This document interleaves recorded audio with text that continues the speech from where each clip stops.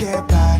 It resides between my eyes. Walked through the fire, came out better on the other side. See, life's like a beach if you find the sand. And right now, I feel like 100 grand. You are listening to Inspired Insider with your host, Dr. Jeremy Wise. Dr. Jeremy Wise here, founder of InspiredInsider.com, where I talk with inspirational entrepreneurs and leaders. Today is no different. We have Todd Porch of Strategus. And Todd, before I formally introduce you, I always like to point out other episodes people should check out of the podcast. And since this is part of the Top Agency series, I did 2 interviews with Jason Swank. Jason Swank built his agency up to over 8 figures, sold it, and then he started a new business, purchasing agencies. So both of those are great. Todd Taskey is another good one. He also has the Second Bite podcast where he talks about how he pairs private equity with agencies, and they sometimes make more on the second bite than they do on the first if they're selling. And Duncan Alney of Firebelly Marketing, we're going to talk about, Strategus has a lot of solutions for agencies. And one of those solutions is for food and beverage companies, agencies serving food and beverage companies. So Duncan, they specialize in food and beverage companies at Firebelly Marketing. So I'm going to tell him to check out what you guys do, Todd, at Strategus. And this episode is brought to you by Rise 25. And Rise 25, we help people give to and connect to their Dream 100 relationships and partnerships. And how do we do that? We actually help you run your podcast. We're an easy button for a company to launch and run a podcast. We do accountability, strategy, and the full execution, full production of the podcast. We call ourselves sometimes the magic elves that work behind the scenes. I have a feeling Todd and their company also are sometimes the magic elves that work behind the scenes for the TV, radio, and online advertising. And for me, Todd, the number one thing in my life is relationships. I'm always looking at ways to give to my best relationships. And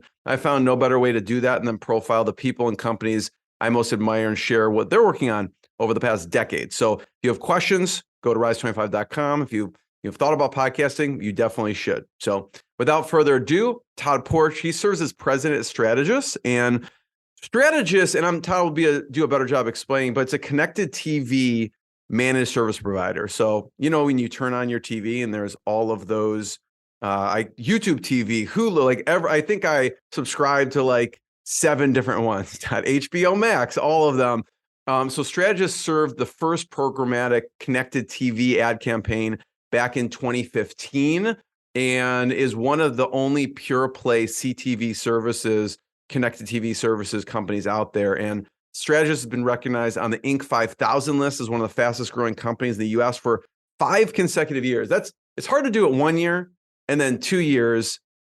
It's amazing the growth that you have had there to do it 5 consecutive years. Todd serves as Adjunct Professor at the University of Denver in the Executive MBA Program, teaching strategy and leadership. And his background goes way back. I'm not going to date you too much, Todd, but goes way back in internet days, back to 1999 at Yahoo.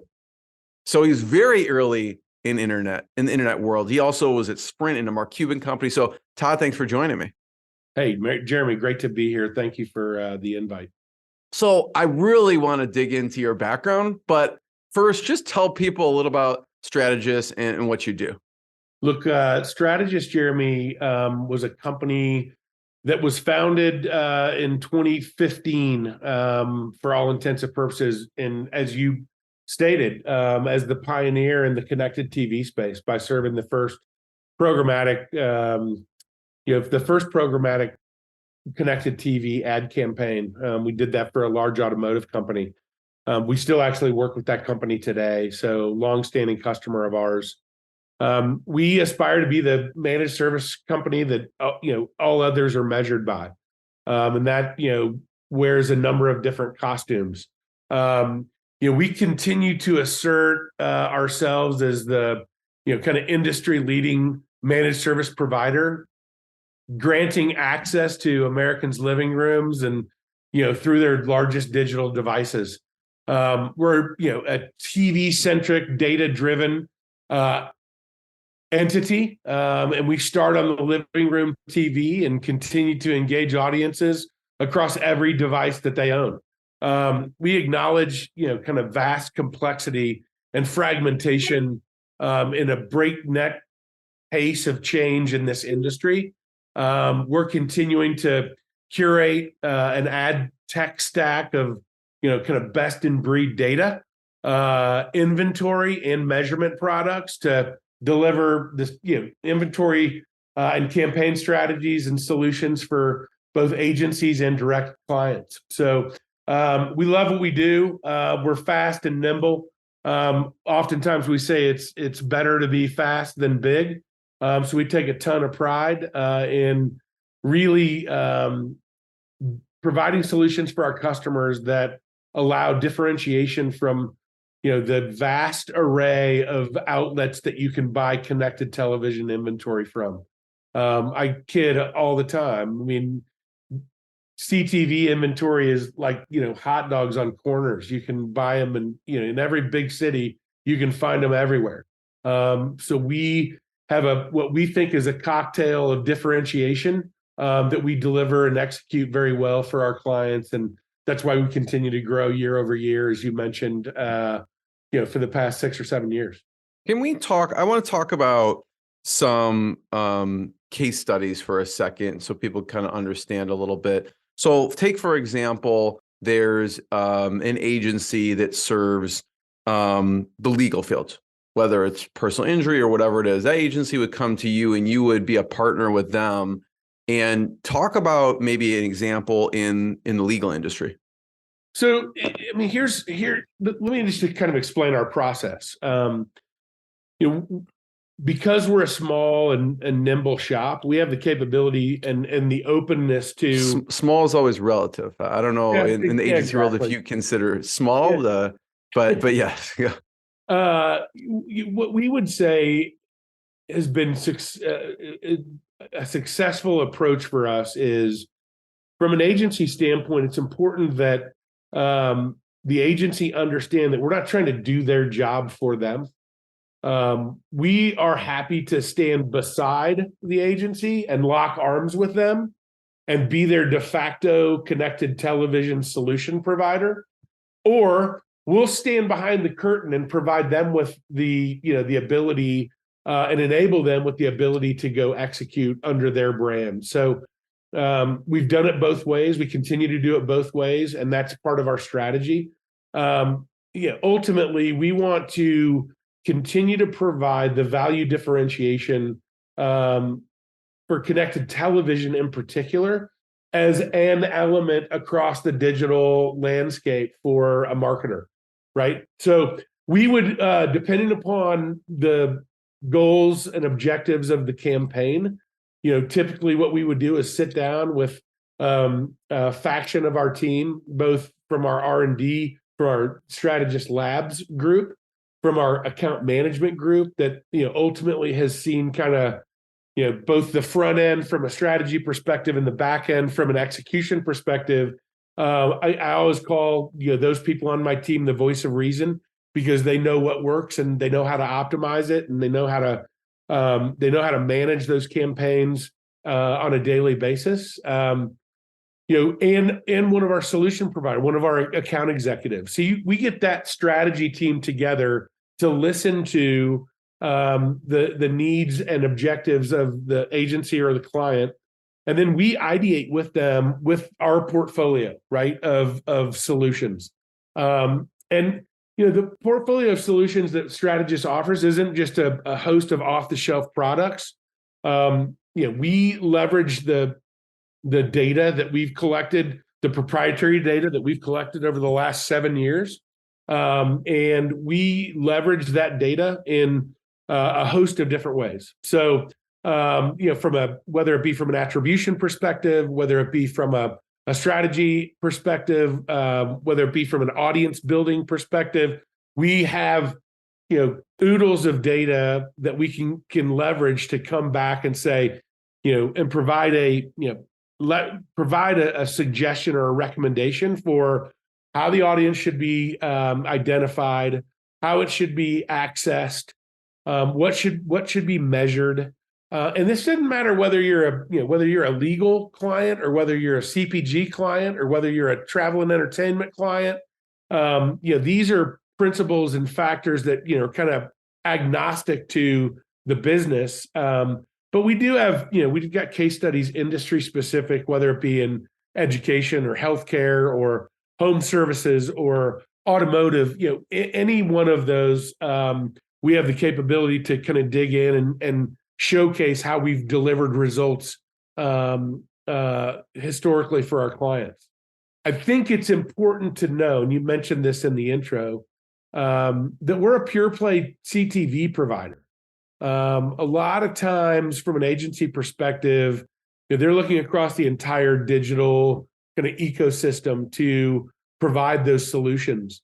And we very intentionally and deliberately have made the decision that we want to be really good in the CTV space. We want to be the best in the business in the CTV space, and let others chase after the elements of the rest of the ecosystem. That's uncommon from an agency perspective to provide, but better to go deep than to go to be a mile wide and an inch deep. So you do, Todd, online TV and online radio too, right?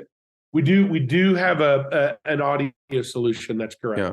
So like as an example in the TV world, like that's I'll just bring it up on the screen. You have YouTube TV, you have Hulu, you have HBO Max, you have all the online TV solutions you can see there. What are some examples of the online radio that you serve up? Look, wherever there is audio, from a programmatic perspective, we curate really premium inventory. Now, premium is a very interesting word these days because really premium is in the eye of the beholder. If I have, if I can identify used to be you'd buy a position and a placement on a particular show, network, web page, et cetera. In the programmatic world, what we're trying to do, what we're doing is we're identifying that audience where they are. And in that regard, it makes them premium, because if I can get to your prospect in an audience in a spot that isn't necessarily intuitive, that becomes a very premium place to do that. Now, programmatically, we're curating inventory from all over the place, right? Whether it be video, which is our primary medium, but also from an audio perspective, podcasts, et cetera, online streaming, audio programming. We are placing ads across the entire landscape of both audio and video. So, how targeted can you get with that? Because I know you serve even local restaurants even. So like, absolutely. From a radio and TV perspective, it seems like you can do a lot of different things, even from a targeted solution, location wise. And what are the other ways you can target with it? Well, really, Jeremy, what we do, we have built a proprietary identity graph, and that becomes the engine by which all of that targeting kind of comes from. That's our data from the last 8 years. That is data from the campaigns that we're currently running. That is data that comes from other entities that we put into our graph, and it allows us to slice and dice and come up with and build those audiences in a very proprietary way that allows us to get down to frankly the very minute level of targeting capabilities, right? So like can you do retargeting? So like if they hit the website and you serve them up they're watching like ESPN or something? Sure. We call that our Encore product. So, we could serve you an ad on Tuesday on your big screen in your living room for an automotive client. And then I could follow that up on Thursday on one of your devices. And then I could follow it up again if you clicked on Friday.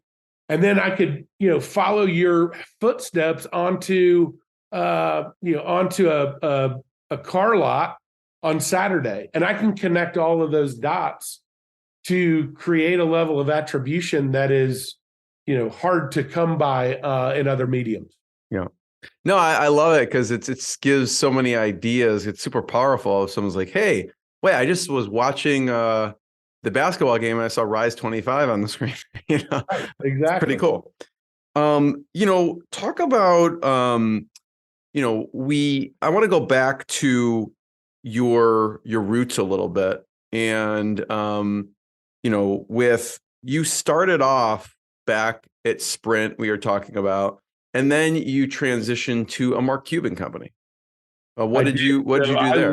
I left Sprint in, I want to say it was probably 98, late 98, and went to work for Mark and Todd Wagner at broadcast.com. And I led the operations team there for a number of years prior to the purchase of broadcast.com by Yahoo. And then I spent 14 years at Yahoo. So, really saw the internet from its inception, from a streaming audio and video perspective, through, maturity in the, kind of the mid-teens. I left there. What was it like? Back up for that. What was it like running operations there? What did you learn from Todd and Mark at the company? Well, let's just say the dichotomy between working for a big blue chip telephone company in the early 90s, or for a half a dozen years in the 90s, through really the inception of kind of Web 1.0. We worked in a warehouse in Deep Ellum, Texas, and we were doing streaming events before streaming was a thing. And we literally, there were events where we knew that our servers were going to be at max capacity, and we were buying orange extension cords and fans from every Walmart and Target in the Dallas metro area to literally try to cool off our servers. There was no raised floors back then. There were racks of servers sitting on carpet. It truly was a startup environment. And I, that's how I cut my teeth in the space. And, Mark, everything you see about Mark, even today, as, a professional sports, owner, as an entrepreneur, as an investment, example. That's exactly the way that he was back then. Mark is wicked smart. He is very authentic. He has high expectations, and he's, a driver. And what was the broadcast was successful? Todd, what was the interview process like? Grueling. What did they do to you? Yeah, I think I had, I don't know, north of 6 or 8 interviews with a host of folks, within the company. Both Todd, Mark, Kevin Park, who was kind of the leading, the COO of the company, and our legal folks. It was that was not a time where folks from big enterprise companies were making their way into these startups. Frankly, they were pretty averse to enterprise, kind of the enterprise bureaucratic approach coming in and slowing them down. But there was also a fine line in operationalizing and driving scale in both from a technical, from an organizational, from a developmental perspective. You have to have that rigor and that discipline. And so they were hungry for that, but very cautious to allow that bureaucracy to kind of seep its way in and slow down the growth of the business. You said it perfectly, because I see on both sides. I can see someone like you. I don't know if that's super appealing. You just came from corporate, right? And now you're going to Walmart and buying these extension cords and fanning out the cooling system. That's not going to happen at Sprint. But on the reverse side, they're protective. Like, I don't know if we want someone from a corporate environment. Are they going to fit into this culture? What attracted you to want to work at a place that's more like a startup environment? That's a great question. I can actually remember very vividly sitting at my parents' kitchen table. My father was in the utility business, so pretty conservative approach to business for his entire career. And I remember me sitting at the kitchen table saying I was going to go work for an internet company.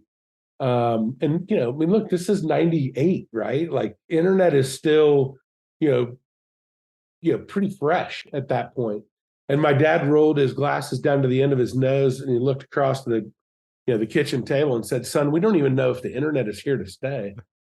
And that's really how executives, tier one enterprise executives, regardless of industry, like, they knew it was knocking on the door, but they didn't know how pervasive it would be, how sustainable it would be. Not just executives, business owners, people in general. Exactly. And I mean, really, Jeremy, the reason why I left Sprint, I had an unbelievable career there. I learned a lot of who I am from a professional perspective, from the executives that I had an opportunity to work with there at Sprint, Margie Tippin, Patty Manuel. There's a host of folks that today, 30 years later, I can say I do. There's a lot of what I do today because of the exposure to those folks. They taught me, but I didn't want to be a phone guy for the rest of my life.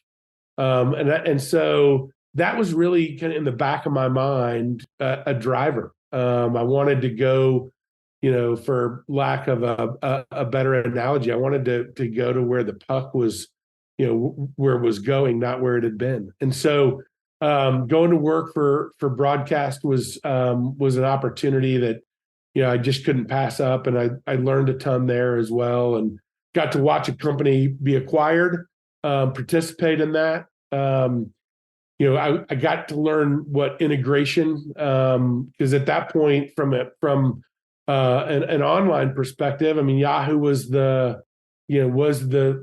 standard setter. Right. There was no Google then. There was no Facebook then. There was no eBay even then.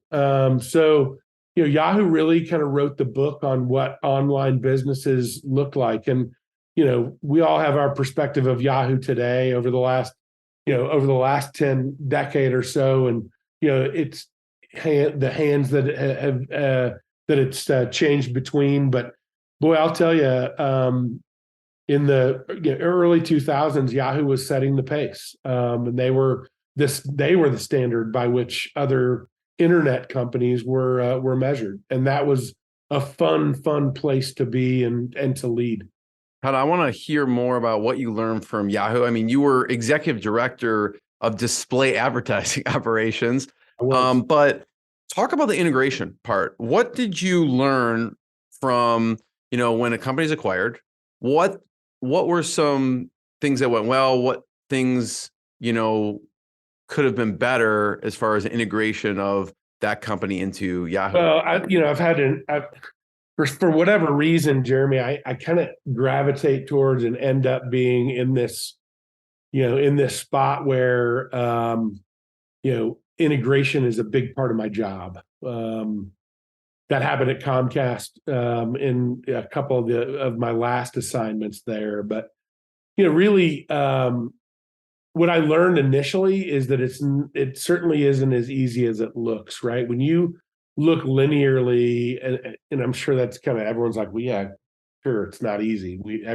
Why 90% of the acquisitions fail across the business landscape. But,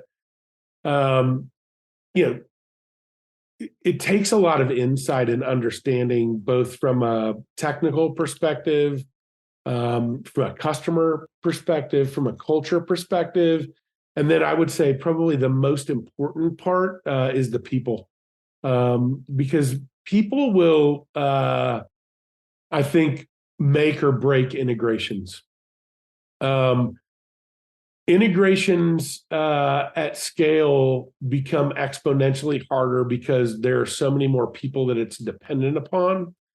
So having an individual that, is leading that integration as their role versus, having a day job and working on the integration on the side, or, delegating that to a host of people. I think that what I learned initially at Yahoo in the broadcast integration was either made or broken by the people. And I think we did a really good job. I mean, there's a fair amount of that infrastructure, from a video perspective at the current Yahoo that was the foundation that broadcast.com was built off of. Yes, it's evolved, over the last 25 years, certainly. But a lot of those foundational elements are still in place. And that goes to, the leadership of broadcast at its core. They saw 3 steps ahead, and really built that company to grow with an industry before the industry was really even identified. What did you bring, I mentioned Yahoo, Executive Director, Display Advertising Operations. You were there for Yahoo for many years.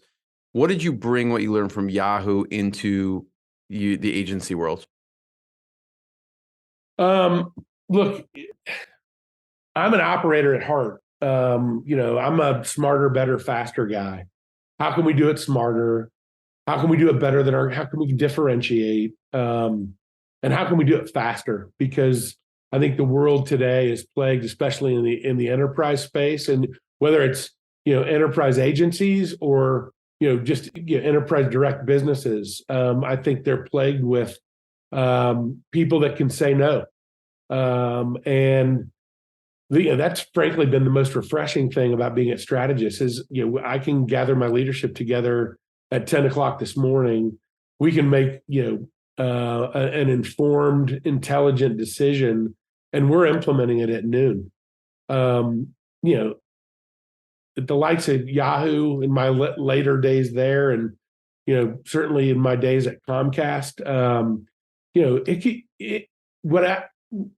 what I just explained in a 2-hour time frame could take months, quarters, because there were people that would stand in the way of it and block it, and that's unfortunate because that hinders those larger entities to be able to move very fast.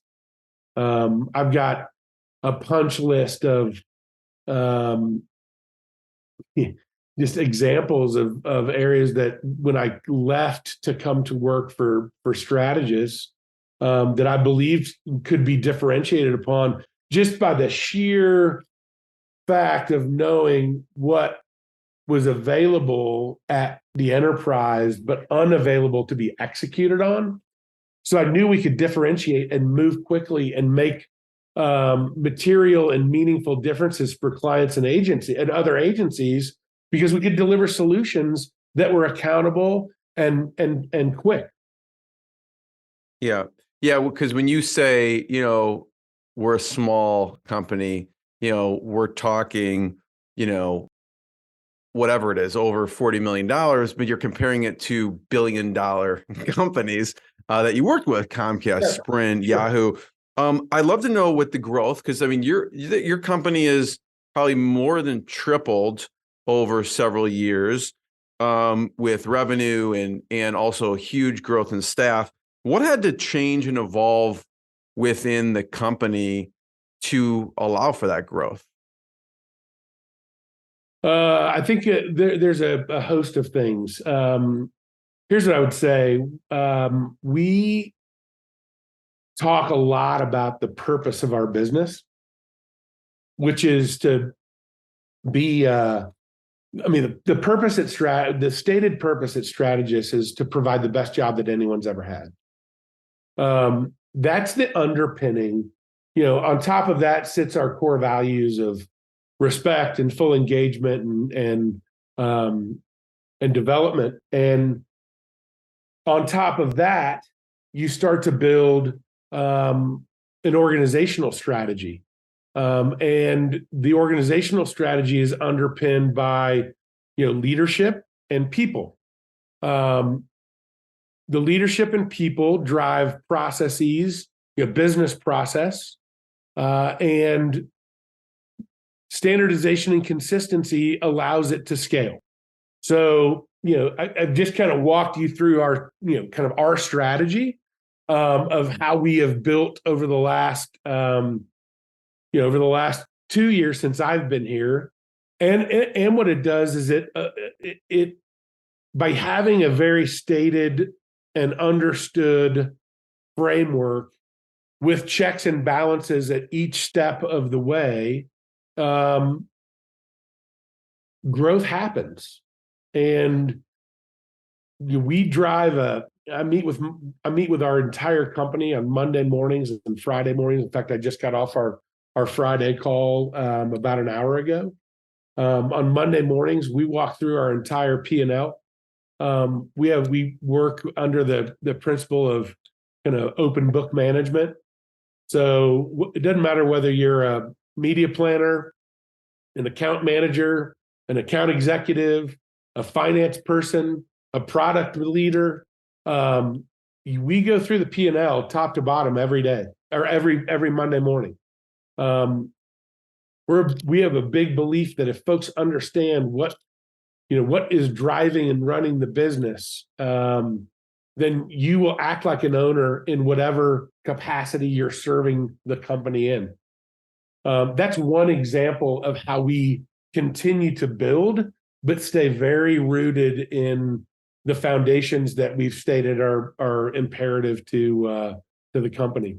I'm proud to talk about our net promoter score, how we measure our client satisfaction, but probably even more proud about how we measure our employee satisfaction, because I'm a big believer that if you take care of your people will take care of their clients, of our clients. So that's a huge focus. My leadership team looks at every decision that we make first through how it affects our employees, and then how that manifests itself into the client experience downstream. Yeah, I love it. It's really a people first approach to everything. And I think there's a great book about this. I think it's called The Great Game of Business. So our meetings on Monday morning are called GGOB meetings. So I think you can go, I don't know, you may know this. I think you can actually go, or you used to be able to go to one of their meetings. I forgot where it was. You know what I'm talking about? It's in Springfield, Missouri. So have you gone to one of them? Our team has gone to the GGOB meetings. We've been exposed to the process. We've talked to the folks that were the founders of that program, and we use it. We use it very deliberately and intentionally. I would say that there's there are iterations of how we of how that manifests itself in our business, but we've made it our own. But the Great Game of Business foundation is what we base it off of. At what point did you or the company decide to go totally transparent with everything? It predates me. Our two founders, Dave Miles and Joel Cox, had the foresight to land on that foundation and be very true and committed to it, and have been for years and years. In fact, when I was approached to come to Strategus to lead the business as the president, that's frankly one of the reasons why. That was one of the differentiating factors that led to me moving from frankly a very great role, an unbelievable role in a really what I would say leading business unit at Comcast called Effectv, which is their ad sales arm. James Rook and Marcian Jenks and the gentlemen that lead that organization were unbelievable to work for, to work with.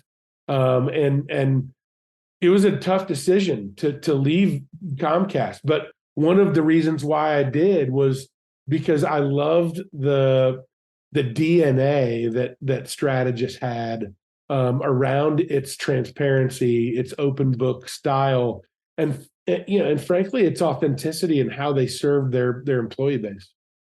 What else, Todd, attracted you to the company? When I hear this, and I say this because anyone out there, you're trying to attract amazing talent with someone who has a tremendous background.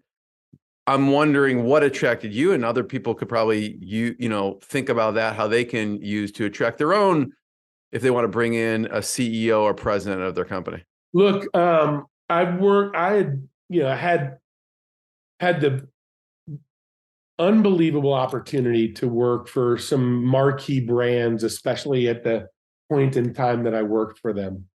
Sprint was a leader from a telephony technology perspective when I was there. Yahoo was the standard for digital digital advertising and technology companies in the late 90s and early 2000s. Comcast has done a spectacular job of reinventing itself through a number of iterations under Brian and his leadership team at Comcast. Those brands are bellwethers, right? At least in my era, of companies that you would give your left arm to have an opportunity to work with, let alone lead at. And I did. I had teams from 12 in the early days to over 1,000 at points. And I came to work for a company with 21 people. And I did it, Jeremy, because I saw it as a bit of a blank canvas. And as a student of leadership, it provided me an opportunity to continue to iterate on what Dave and Joel had set as the foundation, but to bring it to scale. And we're continuing to push the boundaries. We talk about what's next a lot. We like to be disruptive in the space. We like to challenge the status quo. We know that there are in an unbelievable space in the digital marketing space, as it steals share from the linear, kind of the linear ad space. We have to be innovative, and we have to deliver solutions that are differentiated and provide results that are very specific. For all of those reasons, I chose to leave Comcast and come build a culture at Strategus, or continue the culture that the framework had already been laid, but to do that and grow it at scale. I know, you come in, you're actually, really experienced is coming into a company that's startup like and filling a role, but the founders may not be as experienced bringing on someone like you. What was I don't know if it's changed, but originally, what was your role? What were you set out to do compared to, originally with Strategus compared to now? I mean, Dave and Joel would say, "Hey, we hired Porch." Dave is a 40-year plus agency owner. He's a creative at heart. He's an unbelievable business. He has an unbelievable business mind, but is not an operator. That would be self-admitted. Joel is a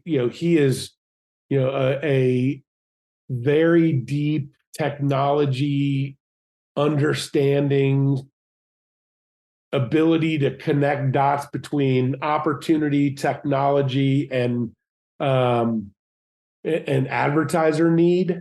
He can connect the triangular dots in between those things, but neither one of them had run and built a scaled business and put the the controls in place, had put the disciplines in place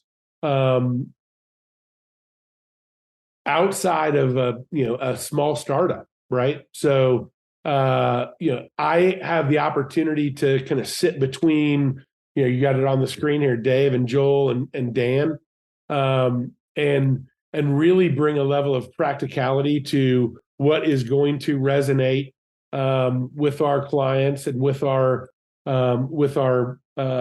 agencies that we serve. So look, I'm humbled and grateful to serve beside these folks. I operate very personally.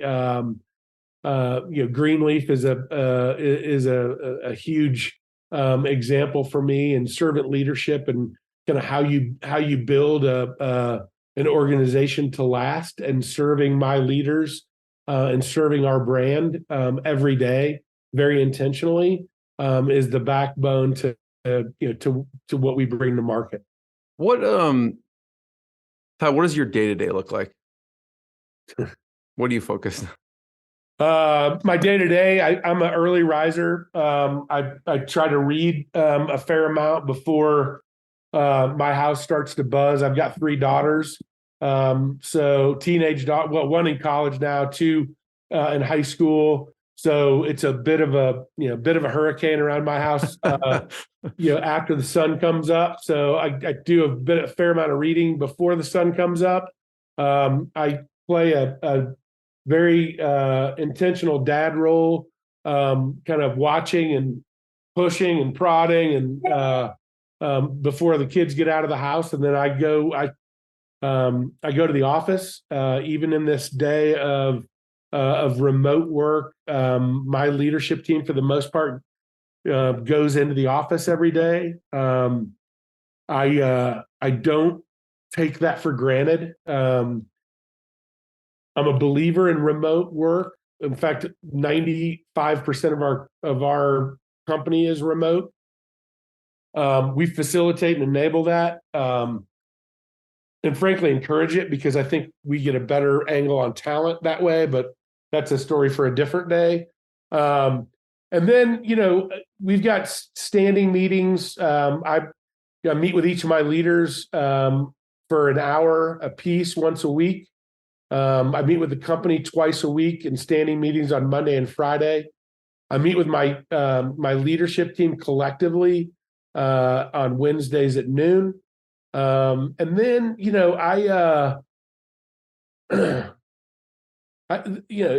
the rest of the time is spent talking to employees.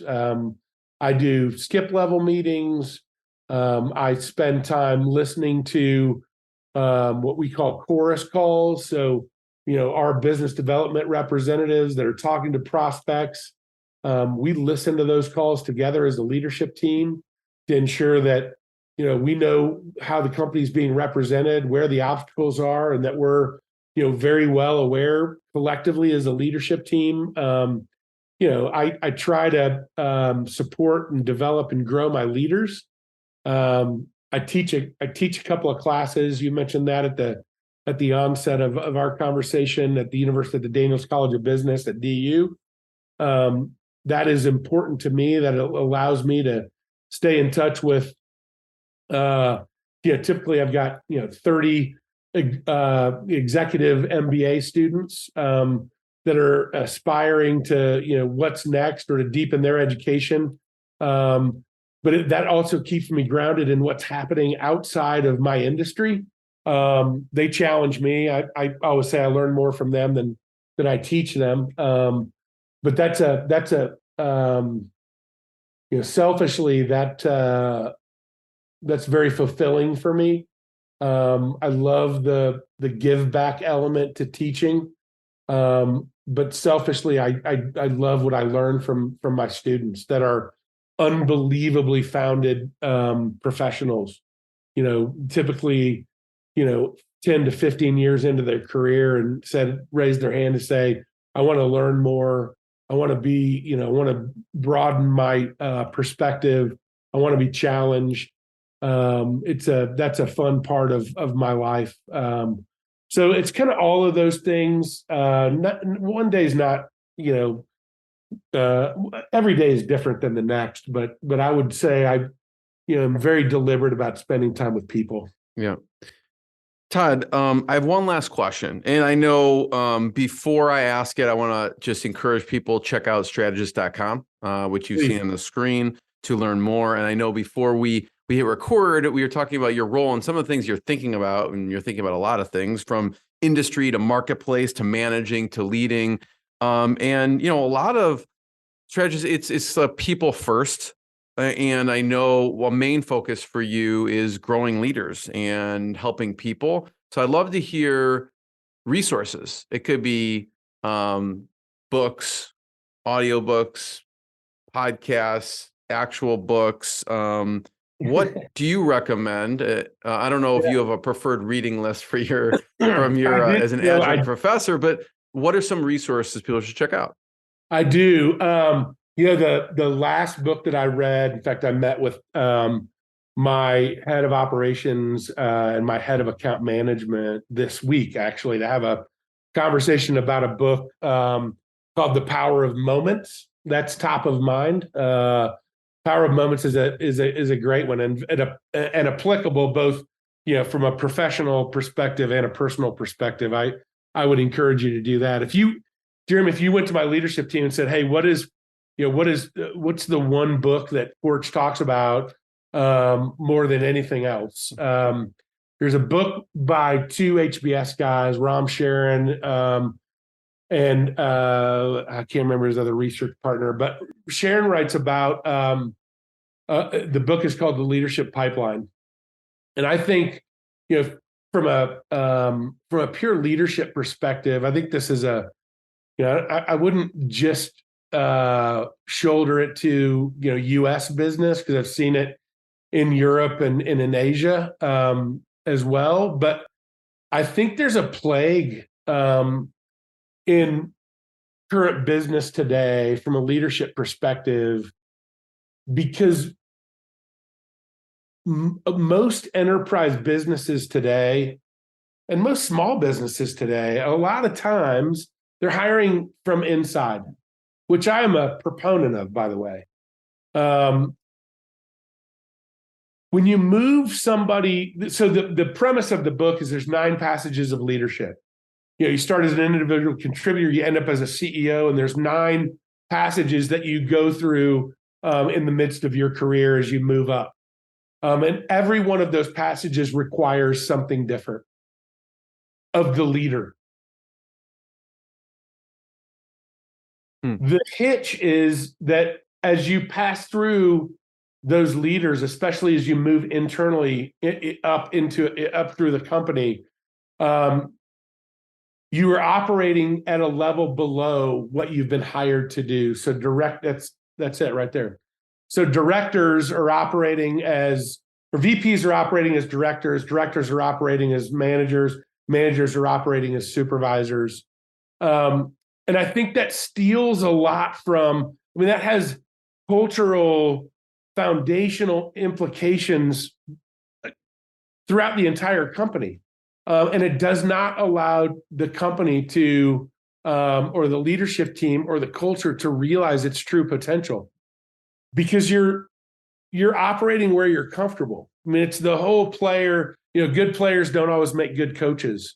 But it's easier to hire a good player as a coach than it is to go find a new coach.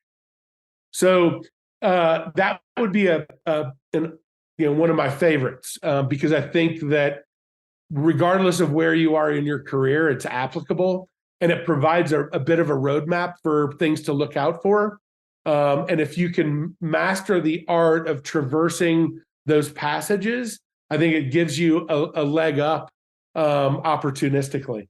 Look, Lencioni is a favorite of mine. I love the I love the Build to Last. I love the there's just Multipliers is a good one by Liz Weissman. How do you identify multipliers in your team and in your company? People that create the 1 + 1 = 5 equations. boy, I'm looking at my bookshelf. Patty McCord's powerful.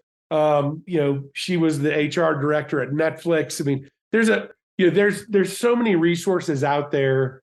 I guess my encouragement would be, make whatever you're reading, make it your own. Take those principles and apply it practically to your team, wherever they are. But push them. And when I say push, from my perspective, that's learning how to ask good questions, not telling them what to do. I think the art of question asking is at the key of most successful leaders today, and that would be probably one of the things that I pound on the most is with my leaders, focus on the most with my leaders is how are you asking, what questions are you asking, and who are you asking them of? So Todd, I want to be the first one to thank you. Thanks everyone for listening. Check out strategist.com and more episodes of the podcast. And thanks, Todd. Thanks everyone. Thanks, Jeremy. Appreciate it. This has been great. What I got, you can't buy.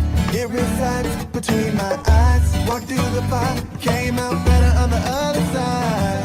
See, life's like a beach if you find the sand. And right now, I'm feeling like $100 grand.